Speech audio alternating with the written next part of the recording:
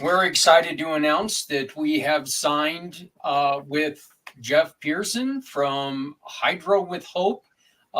Jeff, how are you doing, my friend? Good, man. Thank you, Zach. I appreciate you having me on here. This is awesome. You know, this is one you and I have talked twice before, Mhm. which because you and I are very, very similar in one aspect. We both have brain trauma. We both have brain Yep. injuries. So that's something very, very well. People with brain injuries, it's nice to be able to talk to somebody who can kind of understand a little bit about what we're going on. The one thing that you and I have come to an agreement on, though, is my brain injury is not going to be exactly like your brain injury. And there's that problem that both of us have when somebody sits there and says, well, I understand you. No, you don't. No, you don't. I We, totally get it. Yeah. yeah, and or the one that I mentioned yesterday, welcome to my club or welcome to my world. I'd love to be in your world for a little bit, but tell us a little bit about what you went through and why you started Hydro with Hope.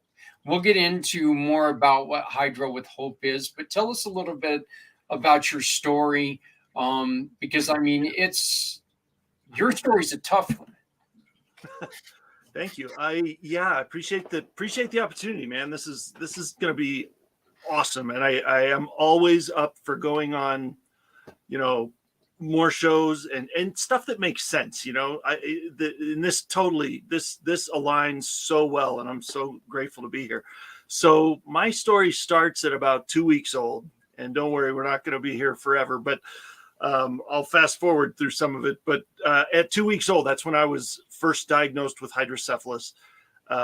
They did all the regular measurements at birth, did all the regular measurements at the 2 week checkup, and said, "Yeah, that head measurement's a little big. Let's figure out what's going on." They did a CAT scan. They figured out one of my ventricles in my brain was blocked, and they said, "Nope, that's hydrocephalus. We need to do brain surgery so we can install a shunt."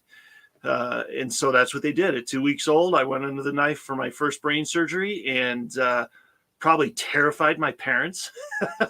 Honestly, I can't imagine. I've got 3 kids, and our son has went through surgery at about a month old, and it was absolutely terrifying. So I can't imagine brain surgery. But so shunt, that is what they did. They put in a shunt which goes which is back here behind my right ear, and it goes has a little piece that goes straight into my brain through a hole in my skull, and then it pumps the fluid out and reabsorbs, drains down a cord and then reabsorbs into my body. So it does what everybody else's, most people's brains do automatically. And so that was my introduction to the world, so to speak, was brain surgery at 2 weeks old. Fast forward through to about 38 years old, I had a very normal childhood. I did the surgeries. I had a couple revisions, couple brain surgeries through childhood and high school. They all went well. Everything was cool. And then up until about 36, all was well. I got married in 1999, and we had kids and moved to where we live now, and it was awesome, and everything was cool. And then all of a sudden, I started having surgeries again, and starting in 2013, and I had an emergency surgery in 13, 14, 18, and 21, 2 and 14 actually. And the reason Hydro with Hope is around is because of a follow-up appointment I had following a neurosurgery I had in 2018. My wife and I are sitting in the waiting room, kind of just, or in the, not the big waiting room, but the little one. They say, "Okay, the doctor will see you now." And then you go sit for a little while in the little one. And we're sitting there and we're listening. And the couple in the next room is talking to somebody, and you can tell they're kind of distraught, and I was like, oh man, I wonder if it just went through my head. I wonder if they're finding out their baby's going to have brain surgery for the first time. It just flashed in my brain. I was like, oh my gosh, I wonder what my parents felt like. What could I imagine they must have felt like going through that? And so right then we're like, we got to do something. I can't just sit here. And so that's kind of where the the beginning thoughts of what Hydro with Hope would eventually turn into began. And, are we going to do brick and mortar? Are we going to do like a storefront? Are we going to do, an office, or are we going to do online? We ended up going online because that's where you get the best exposure and you can reach anyone in the world, So that's what we did. We launched in 2022, April of 2022. Why was there such an increase on the surgery starting in your 30s? That's a good question. That's one of those I'd love to ask God, someday when I get to heaven and say, hey, what was going on there? Why then? But I mean, I'm thankful that they did, because all of this wouldn't be going on. I mean, we wouldn't have Hydro with Hope. I wouldn't have my TV show. All of this would be, it'd be totally different. I don't know where I'd be if I hadn't had those. So I'm grateful for them, but I honestly don't know, because it's funny, because brain surgery comes about for many different reasons. A revision on a shunt. In 2014, I had to have 2 within 24 hours. And it was because I was in the hospital for about 3 weeks, and it was because there was a bacterial infection in a pocket of cerebral spinal fluid that wasn't reabsorbing into my body, and it was collecting down here in my abdomen. And they didn't want it to travel up the tube and get into my shunt and get into my brain, of course, because a bacterial infection in the brain is really bad. So they did what they needed to prevent that from happening, and had me in the hospital for about 3 weeks to basically clear as much bacteria from the CSF as possible with antibiotics. And then they finally did the revision, and then they had to do another one within 24 hours because the first one didn't take. And so they 2 brain surgeries within 24 hours, and then I was out. So, and in 2018, it was because of the excess scar tissue, which every surgery creates scar tissue. Mm-hmm. So I'm basically held together by scar tissue here. And so in 2018, that was the problem. The scar tissue caused enough of a problem that the fluid wasn't reabsorbing. So there's another revision. And in 2021, it was because the little tiny piece that goes from the shunt into the brain, into the ventricle in the brain, was almost 100% clogged. So it wasn't doing its job. And I could feel it for sure. So it's all different reasons, but it all breaks down to the same conclusion. And that's almost always brain surgery. So I know that your brain is one of the organs that in my case, I had blood on the brain. They didn't do it. They didn't have to do much because they thought that the brain was just going to do what it did, and it absorbed it. I ended up with a concussion and everything else, dealing with what I deal with now.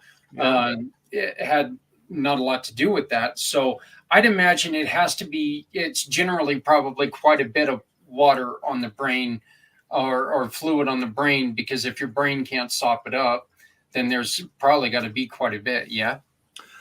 Well, it's a case by case thing, of course, but when you're a baby, when you're that young, at 2 weeks old, your skull hasn't fully formed even. So yeah. So yeah, the excess fluid, you've got a little more time actually. If you're diagnosed really young, it's actually in a way advantageous because your skull hasn't fused together yet at that age, and so if there is excess fluid, it can temporarily expand the skull because it's not fused together yet, and then so that gives them a little extra time sometimes to drain off the fluid, find the cause, fix the cause, do the shunt, whatever, and drain off that fluid through the shunt. And so I feel fortunate that was the time that they found it. People that find out later in life, you can be diagnosed with hydrocephalus anytime in your lifetime, depending on circumstances. So you never know. But I feel fortunate that I was diagnosed early enough that they were able to do what they did. So why don't you go on ahead and tell us about what your mission is at Hydro with Hope? Sorry. Awesome. No, I appreciate it. Hydro with Hope is is our nonprofit that we established in 2022, excuse me, April of 2022, to help families that have children or family members that have hydrocephalus. And part of the reason that we did that, we saw there's so many wonderful organizations out there that are designed around the diagnosis of hydrocephalus, and they all have kind of their niche, right? They all have their thing. Some are there for more, like, we want to fund more research, we want to raise more money for this and that, and different things like, yeah, and they're all valuable and they're all wonderful. For us, we kind of wanted to go the practical route and say, what can we do for you now? You just found out your baby's going to have brain surgery. You're probably freaking out. What can we do now? So we designed Hydro with Hope to be more of a practical application type thing. And one of the things we did was, the first thing we did actually was craft a journal called My Hydro Warrior Story. And that journal is designed to walk people through from that first moment of, oh my gosh, whoa, hold on, my baby's going to have what kind of surgery? Excuse me? And what that all entails, and that mind exploding moment, and then walks them through the hospital stay, the different things, the different times and emotions that you might be feeling. Yeah, perfect. I love that. Thank you. And so it's all in there. And then, once you go home, what do you do then? And then in the very back, there's actually a place where you can kind of keep some medical record keeping back there with, where was the surgery? When was the surgery? Who was the surgeon? What was the outcome? There's a lot of blank pages in there to kind of information download or emotional download. This is, and so you're showing it on there. I've got a copy right here as well.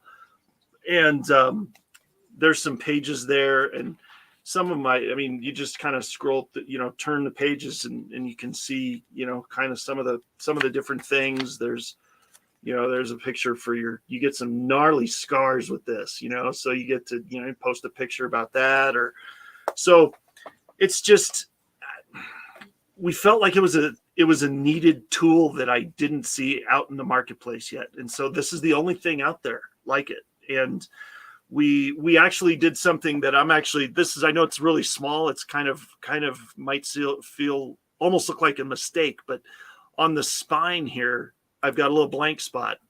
And that's because, I've had 7 brain surgeries. Right. So if I were to have a journal for every surgery, which is the idea to have, you could, because there's a date in here that's like, my surgery was on, date. And so the idea is to fill in, put a number like a 1 or a 2 or a 6 or a 30 or a 52 or however many surgeries you've had.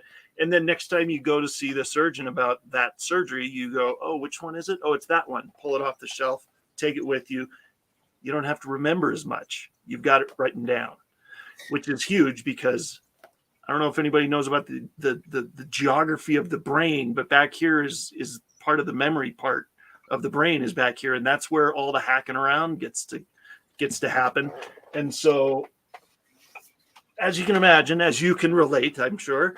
Yeah, because my injury is in my vascular region, so exactly.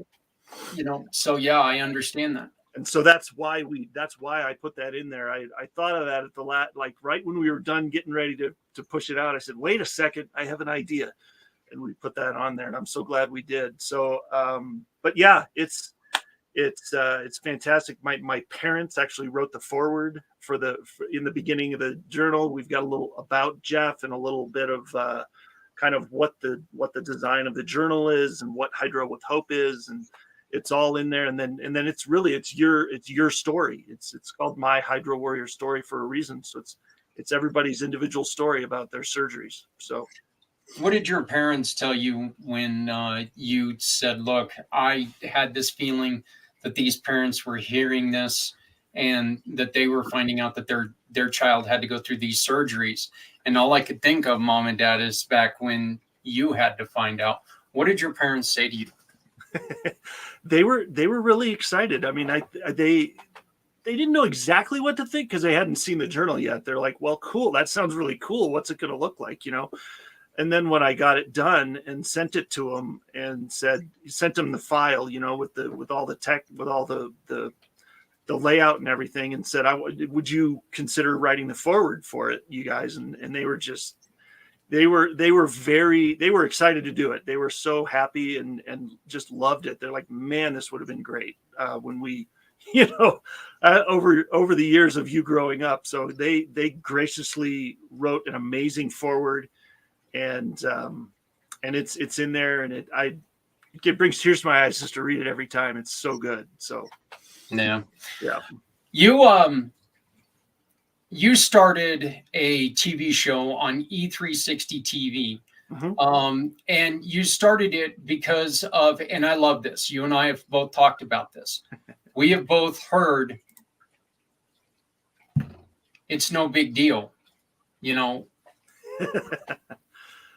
People don't understand sometimes when you're in a situation, when you're in a crowded room, if your brain's not firing right, there might only be 5 or 6 people in a room, but there'll be so much around you that you're just going to be like going, I can't be in here. I just cannot be in here. Yeah. I totally get it. Yeah.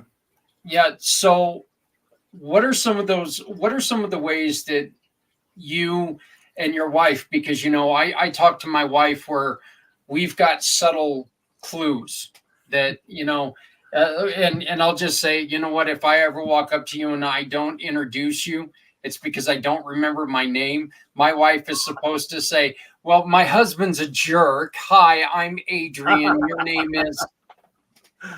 I just gave out one of my biggest secrets of all time. So, I didn't hear a thing. Remember your name, I'm not going to sit there and make an ass out of myself. I'll let my wife make an ass out of me. So it's okay that way. What are some of the, do you and your wife, do you have kind of one of those things? It's like, hon, I need your help to guide me out of here. It's a good question. Actually, I don't really usually have to say much. My wife we've known each other for a long time. My wife and I actually met when we were 12 in 7th grade band class.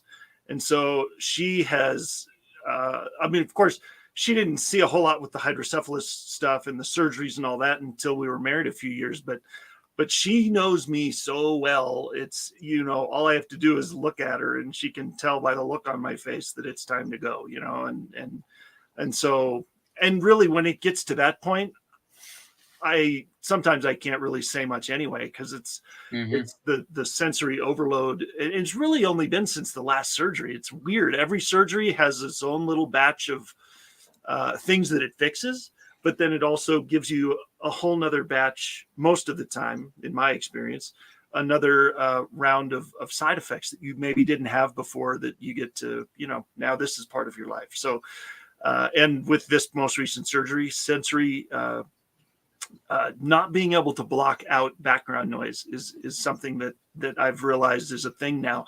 And I used to be able to, really, for 4 decades before this, I was able to do it just fine.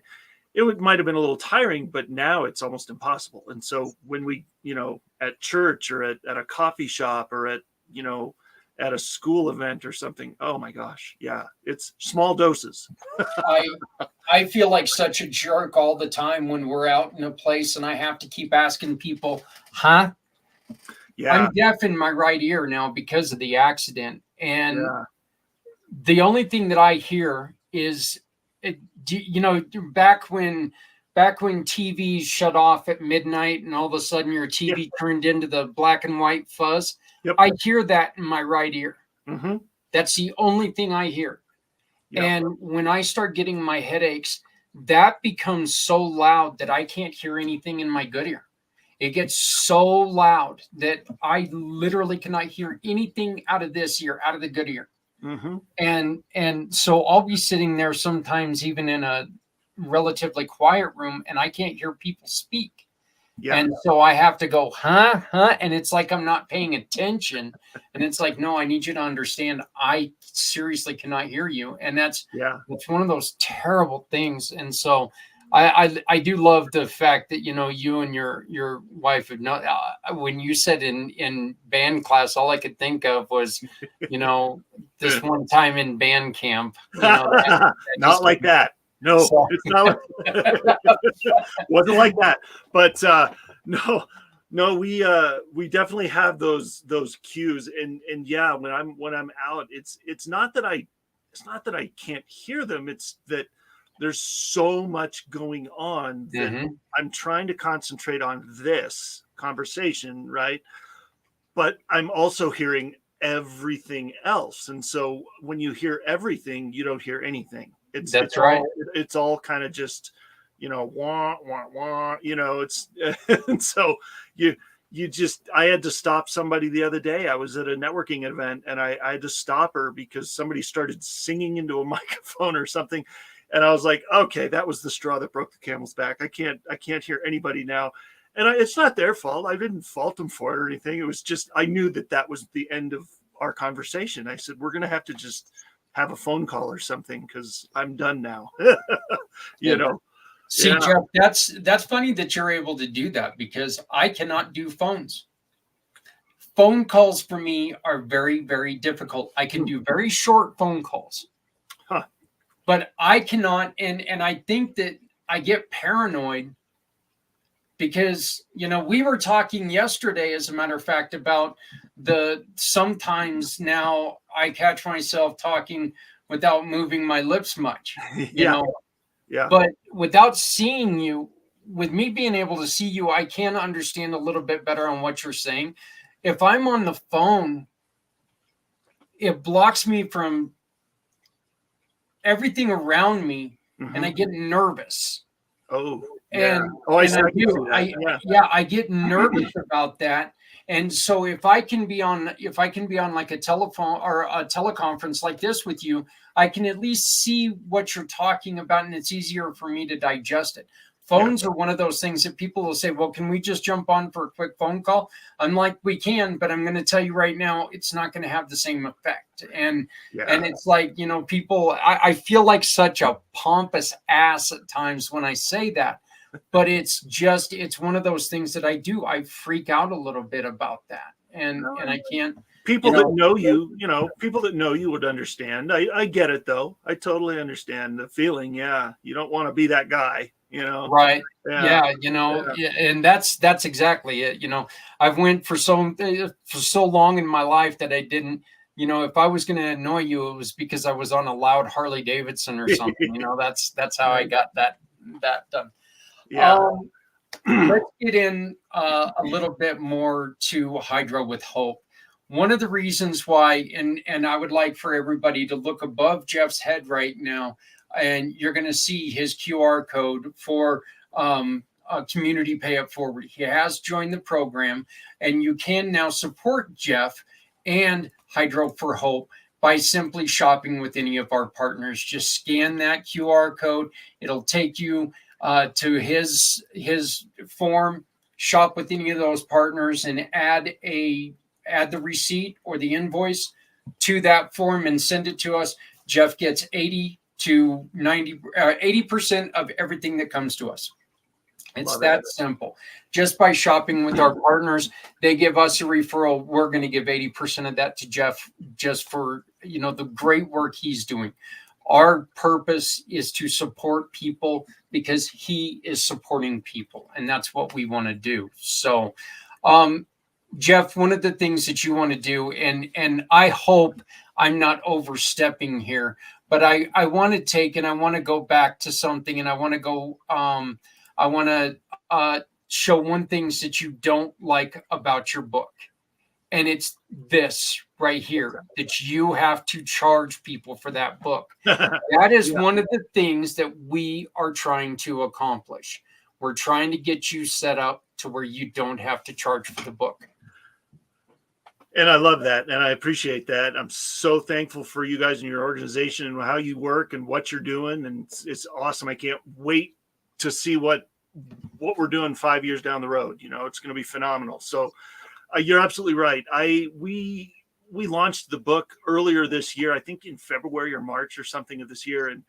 And we actually we were not always a nonprofit. We started as a for-profit company, and it just didn't. It took me a while to come around, but I was like, I just can't. I can't do it, man. We got to do the nonprofit thing, because I can't be so focused on making the money from the book that I don't want to get it to the people, because that's the most important thing, is to get this book into the hands of every single hydro warrior in the country. Because it's only translated into English.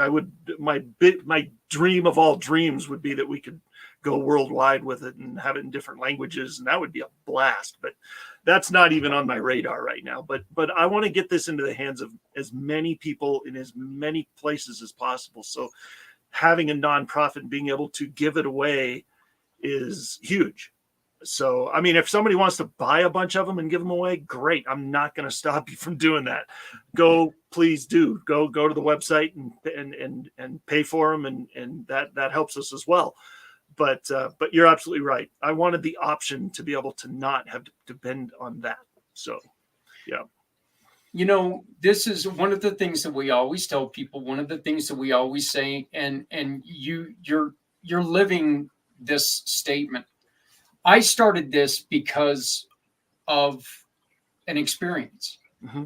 That's the reason why you started this program. This wasn't because you woke up one morning and you were like going, and look, I'm not saying that people aren't generous, you know, hey, I want to support something. Why don't I start a 501c3? By the way, I also want to take and congratulate you, because you just became, I mean, at the time of this recording, which is September 26th of 2023, you just got the verification that you are now a 501c3. They approved us on September 7th, I think. I got the letter just literally a few days ago on Saturday. Yep. Yeah, yep. It was great. You were so excited about that yesterday when we talked. You were like going, you hadn't even opened it yet. Well, and it took such a short amount of time. I blew my mind. I couldn't believe it. I thought, you know, I've heard of people. There was somebody I was just talking to the other day. It took them 22 months to get approved as a 501c3. I've heard of people it taking 12 to 15 months. It took about a month from when we sent it in to when we got that letter. I could not believe it. It was absolutely mind blowing. So it was great. Yeah, that is just so fantastic. Great. But yeah, I do. I love it. I'm glad that they were able to get that to you. You are on two of our pages when it comes to mission partners. We've got you on the 501c3, but we've also got you under healthy mind, body, and soul, because this does have to do with the body and healing.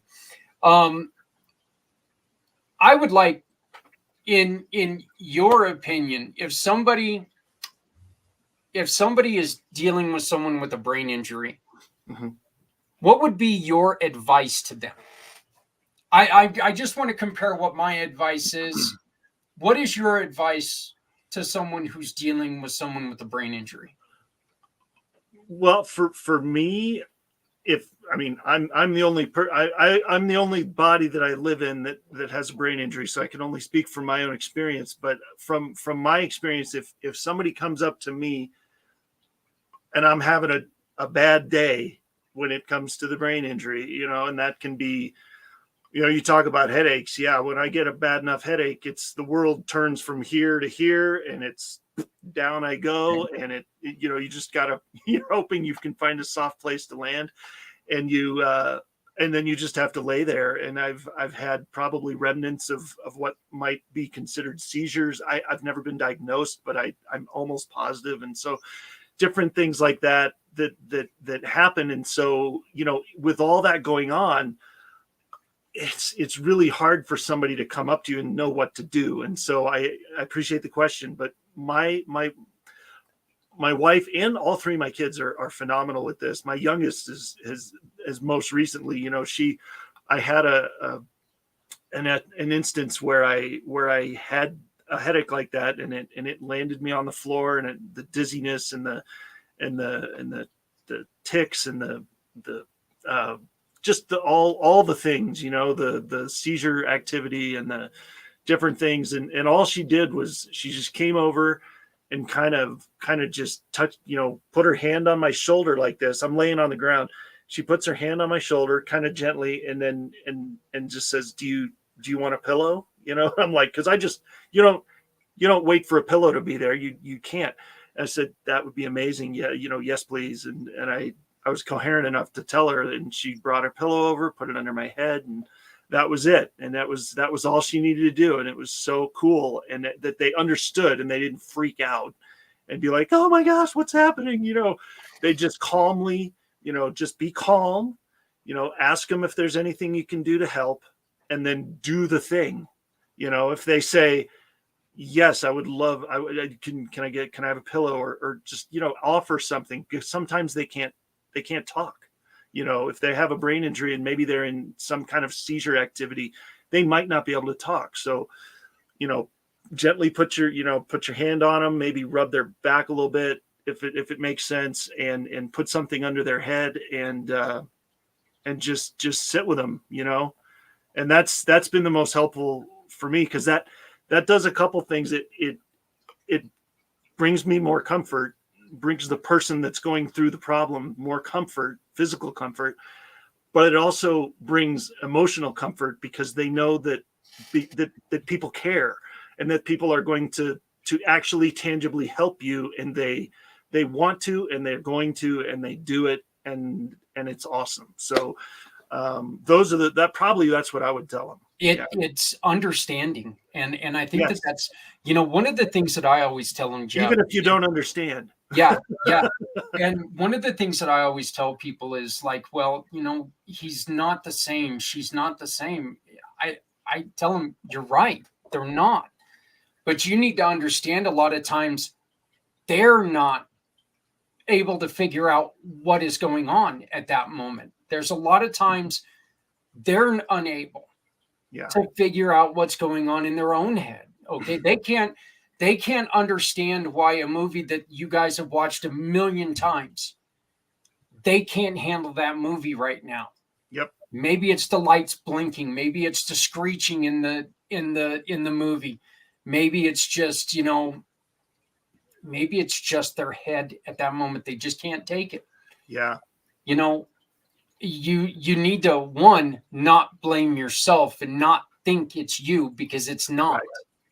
Yep. So don't take that on yourself, because that's the worst thing you can do for them. If you start taking this on yourself, thinking I'm the reason this is happening, that is more of a pressure. And what you said just a moment ago, you can show that emotional support by doing simple stuff like that. If they just, if when you, if when you're talking to them, if the simple request is, look, I just need quiet.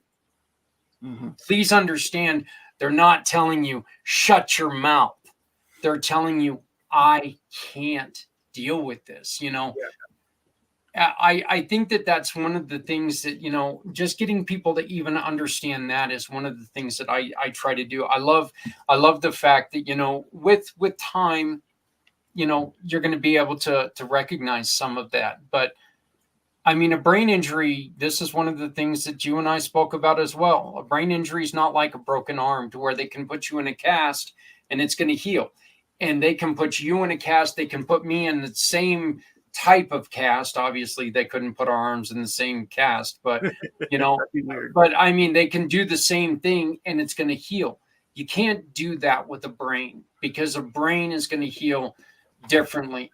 I expressed to you my experience when I went to a brain injury group, and I had people who had brain injuries that couldn't walk after their brain injury, and they looked at me and they were horrified, because I have a headache every minute of every day, and they were like going, how do you do this? And I sat there and I went, wait, you can't walk and you're worried about my headaches? Right. And it's a different world. Well, it's all individual, and what you were saying before is totally true. And I, at my most recent job. I would go in, and it was, they were so understanding, but some of the people just didn't, like you're saying, it's not their fault, but they don't understand with a condition. There's a difference between a condition and a disease, or like a well, let me say that, like a condition is something you're born with, you have for the rest of your life. It's not something that you could have a surgery and eliminate, or take, just eat better, or just get better sleep, or just this and just that. It's a condition. I will never not have hydrocephalus. The brain surgeries keep me alive. They don't fix the hydrocephalus. Okay. They they help me maintain living and continue to be on this planet. And I'm grateful for that. But it doesn't, like, for instance, I had somebody come up and say, because they knew that I had surgery recently, a couple of years ago. It was, I don't know, early 2022. And my most recent surgery was October of 21. So they said, "Oh, you're back now. Oh, so you're good. You're good now. We're good now." You're, thinking, well, for today, for right now, I am, I don't know how to answer that. It's like, I'm not good in the sense that I'll never have to have surgery again, and I'm cured, but I'm good because I'm upright, I'm out of the house, and I'm talking to you, so.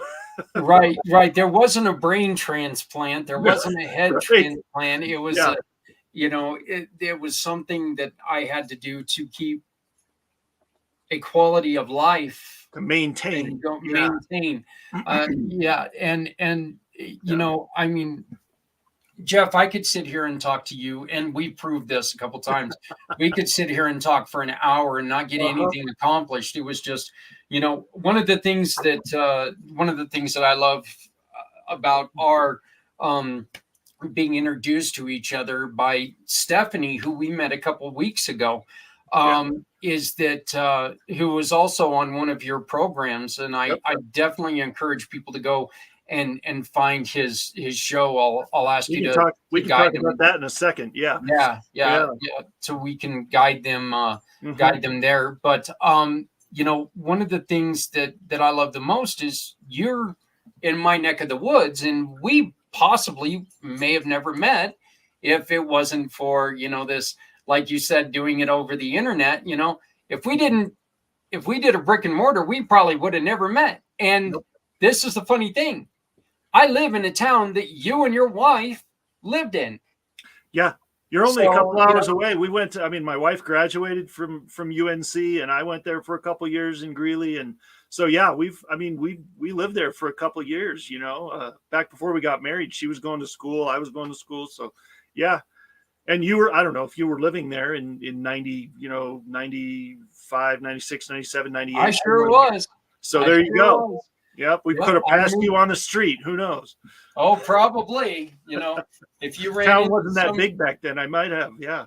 Yeah. Oh, I was real skinny. I used to smoke and drink a lot. So, I told people when I stopped smoking, I basically ate myself because I doubled in weight. And, but yeah. So, your TV show. Once again, your TV show it's every Tuesday and Friday at noon East, 10 here in the Rocky Mountain region, Mountain Time Zone. It is on E360 TV. How do people get to it first? And then tell me a little bit more about that. So the easiest way to see a show is to go to our Facebook page or our YouTube channel, and then the title of the show is Invisible Condition. And so if you just go to Facebook or YouTube and type in Invisible Condition or Invisible Condition TV show, you should find it almost immediately. You can go to e360tv.com, and on the website or on the app, because there's a free app, you can scroll down a little bit, and on the app, you'll find a logo that says Achieve TV. On the website, you can see there it's just kind of a heading, and you just scroll through the shows until you find the right one, and there's our show, and then you can see all the episodes. And the one I just did one this morning with Thomas White, who was amazing. That one should be up on the website tonight or tomorrow morning. Stephanie Greenwood was our guest on Friday, last Friday, and she was Yeah, and I absolutely watched. I was telling you, I watched that episode this yeah. morning, and I thought it was so fantastic. I would We just have like to bring this up right here's the one with yeah. Stephanie from the Aziza Project, and Yep. I would definitely go through it. I'm going to watch that one because I had her on my program, and I mean, you want to talk about Yeah. somebody who, look, she is so emotionally invested in the work that she Yeah. is doing now that I'm so excited. We're featuring Stephanie here in just a couple days. Okay. Coming October, we're featuring Stephanie with the One Hope Wines show. And so I'm so excited to do that. And then she's going to be introducing this doctor that she works with. The second show of the month, we're going to have that doctor join us and talk to people about it. So we're really excited about that. And with Stephanie, that turned out to be one of the coolest connections that I've ever made, because she was on the show, and that was a great show. I can't wait for you guys to watch it. Everybody, it's a fantastic show. But in that show, she has hydrocephalus, but she wasn't talking about hydrocephalus in that show. She was talking about a totally different condition. And so we're going to do another show with hydrocephalus with her. And then we're also going to do another show with her parents, I think, down the road, talking about from their perspective, how it all came about from their perspective and what they went through and how they dealt with it. So there's so much to dive in there. It's going to be so cool. So I'm so glad we got connected with her and we're able to do that. So, well, I just want to let you know that, it was a great connection for us because we got to meet you. You and I hooked up pretty much right away after that. We found a connection that I think is gonna work wonderfully for both of us. And again, I would like to invite you all to please scan the code above Jeff's head, and it's going to take you to a form. The form is very easy to fill out. Okay. All we definitely need from you is your name, your email address, and a picture of a receipt. That's all we truly need. If you know somebody with hydro and you want to take and dedicate your receipt in their honor, there's a place you can do that. If you want to take and join our mailing lists, you can do that. If you don't have to. We don't ask you for any money. You've already spent the money by shopping with our partners. You simply shop with our partners and give us the receipt. That's all we ask of you. And that receipt is going to turn into a donation for Hydro with Hope. Simply by shopping with our partners, folks, you get to do good. And let's make sure that this book is getting into the hands of the people who need it, and they're not charged for it. I think it's a wonderful program. There's also coaching and other things that you're aimed at doing. Yeah, we have not launched that part yet because we were kind of waiting.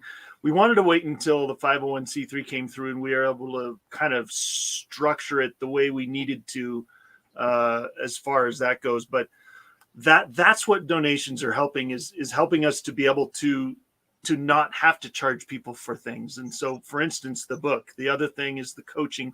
The coaching is what I'd love to get doing a lot more often. And that by coaching, I mean, a couple times a month, maybe having a group coaching session with new hydrocephalus families, new people that have recently been diagnosed, maybe that they're older, that they can come on the call themselves, or parents of the new baby that's just been diagnosed, that we can walk through it with them and care about what they're going through and get some questions answered and figure out what the next steps might be. And if there's any resources, that we can provide, or really anybody that we know of. I mean, we've got so many people that we've talked to and that we've gotten to know over the last year that we could probably connect them with somebody if we can't help them. So I'm so excited to get that going. I'm just chomping at the bit. We just gotta do a couple extra things and then we'll be off and running. So, no, like I said, you've never found an easier way to donate. you got to do shop, you got to shop anyway. So let's do it this way. If you know someone who is perfect for this program, if you know someone in business, if you know someone out there that runs a nonprofit that's needing a little bit of help, introduce us to them. If it's a business that signs with one of our money packages, what we'll do is we'll give a quarter of whatever they sign to the cause of your choice, to the mission of your choice. So say your choice is with Hydro to Hope, we're going to give a quarter of whatever they sign for, whether it's the platinum, whether it's the gold, whether it's the palladium package. We're going to give a quarter of that to the mission of your choice. Okay, we're part of this. We kind of created it. It would be a little weird if we didn't take part in it, right? So, and if you need the money yourself, we'll give you 5% of whatever they signed for. So, but like I said, we're hoping you'll give away the quarter and just help people out. So, Jeff, how do people easiest way for them to get a hold of you?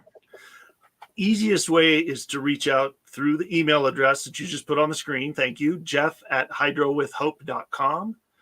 Jeff@hydrowithhope.com. There is also a link on our website where you can join our community, and that we send out, emails, not a lot. We won't bombard you, don't worry. And so you can communicate with us through those. And also, you could call or text 719-357-6167. If you need to get a hold of me, that's my number. I can, if you need help, reach out. Those are probably the best ways to do it. And then, we'll see where we go from there. Once again, you can find Jeff's information if you go to either of the pages on our website. Go to nonprofits, charities, and 501c3 programs, and healthy mind, body, and soul. If you go to the search button, all you have to do is type in Hydro, and it's going to pop up. So it's very easy to find him. Jeff, I want to thank you so much, brother. I want to welcome you to the family. I look forward to hopefully soon. We're going to be working with another mutual friend, and we're going to be having a little event, and we'll get to meet you in person, you and your bride and the kids, and we can all have a whole bunch of fun. But I want to, again, welcome you to the program, welcome you to the family, and last word is yours, my friend. I appreciate that, man, and thank you so much. All I say is bring it on, baby. Let's do it, man. I can't wait to I was just talking to my wife about the event that, up there, and the venue that's up there and everything. I'd go to Greeley if we can do it at that venue. That would be fantastic. So, let me have the last word. Let me just read it out of here. It's short, I promise. It's the last part of our there's an About Jeff section in here. And it says, having lived with hydrocephalus for over 45 years, I can say three things with 100% certainty. First thing is, God is faithful. God is faithful all the time. God is in control, and that's a good thing. And life doesn't have to be perfect to be amazing. So, because it doesn't, it can be a big old mess and still be cool. So, kind of like a Monet painting, right? It looks all beautiful from a distance, and you get up close and it's a big old mess, but it's still gorgeous, you know? So it's just, roll with it, man. It's just awesome. I'm just so glad to be here and be able to do what we're doing and talking to all these amazing people. So thank you for the opportunity. Not a problem. Jeff Pearson, Hydro with Hope, hydrowithhope.com. Thank you. Thank you for joining us. And again, welcome to the studio. Or welcome to the studio. Welcome to the studio. Welcome to the family. Let's just get this going. Let's make sure that we get those books in to people's hands. Thank you for watching, and we'll be right back.